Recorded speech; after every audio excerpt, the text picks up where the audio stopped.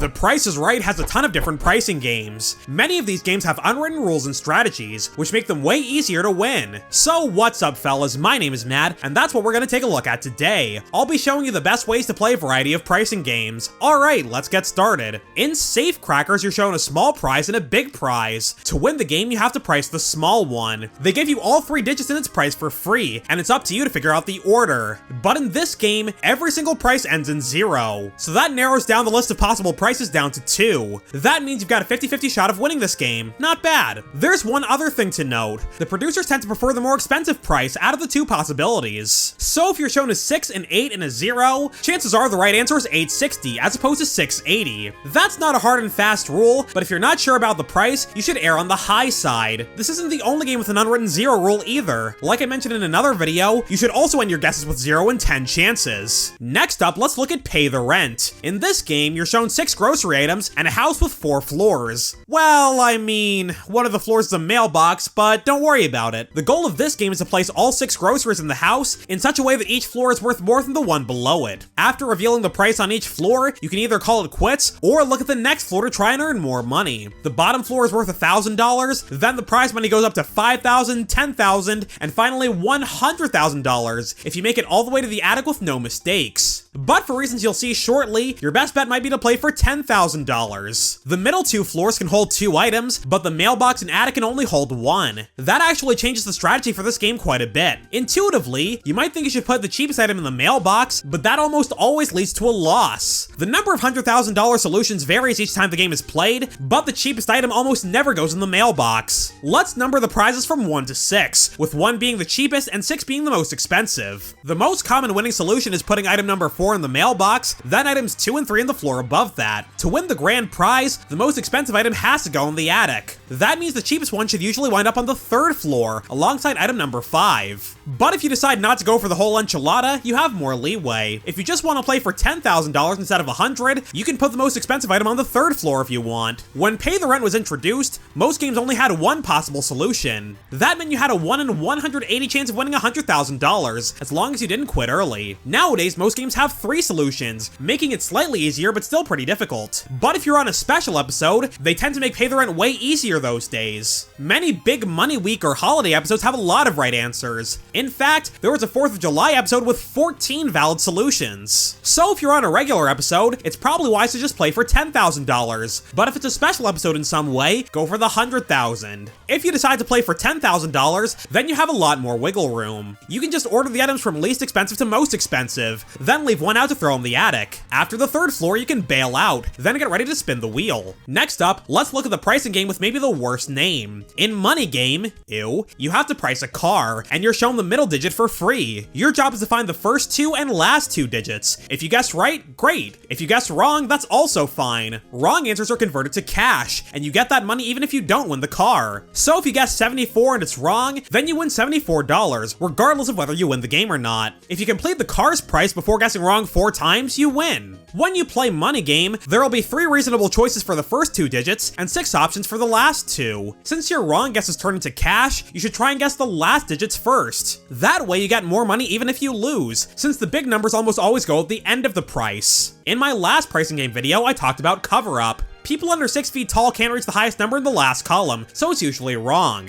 Money Game also has a number you can probably ignore. The middle number in the top row is actually just the number of the current season, so you shouldn't pay any mind, because it's almost never right. As of right now, there's always a 53 on the board you probably shouldn't use, and come September, it'll be a 54. There's a couple more details about this game. Out of the 3 options for the first digit, the middle one is considerably less likely to be right. So if you have 23, 24, and 25 on the board, you should try 23 and 25 first, cause it's probably not a $24,000 car. If you see a number that's less than 10 on the board, pick it. That number is called El Cheapo, and if it's on the board, it's usually the last 2 digits. The odds of it being right are nearly 60%. Unfortunately, the chance to pick it doesn't come up very often. Over the last 7 seasons, El Cheapo has appeared just twice, and it was only right 1 of those times. In checkout, you're shown a big prize, and you can win it by pricing 5 grocery items. You guess each price individually, then you're shown your total at the end. If this total is within $2 of the actual price of the items, you win the big prize. There are a few ways to play this game, but my personal favorite is by not playing it.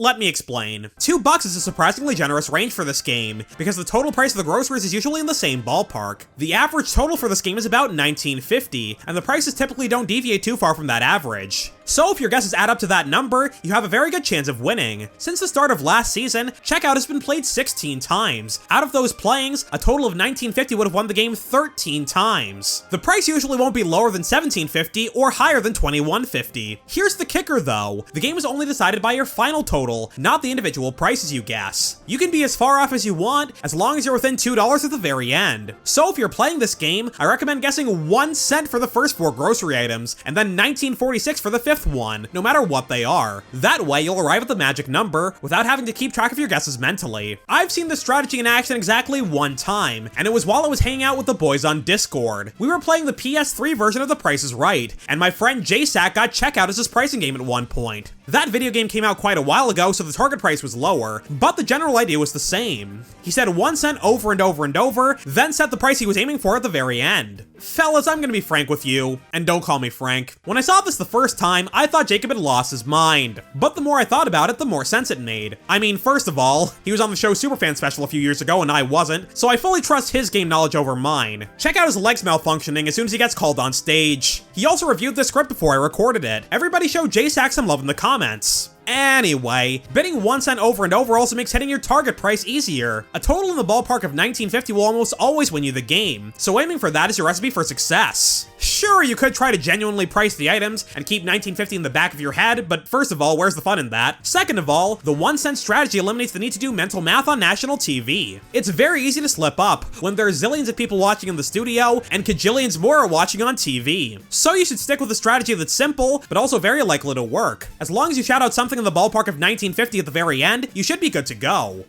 1 cent, Okay. 1 cent, 1 cent, $7. This is the super fan hack to check out. I mean, JSack hack rhymes, so I say you claim it.